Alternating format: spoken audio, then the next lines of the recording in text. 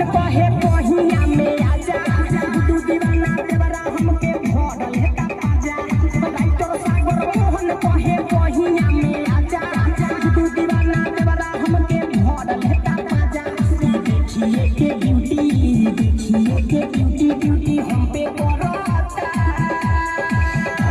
बतासा पारता लहंगा बतासा पारता बतासा पारता लहंगा बतासा पारता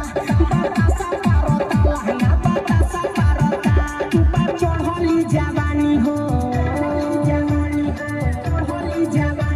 corona माना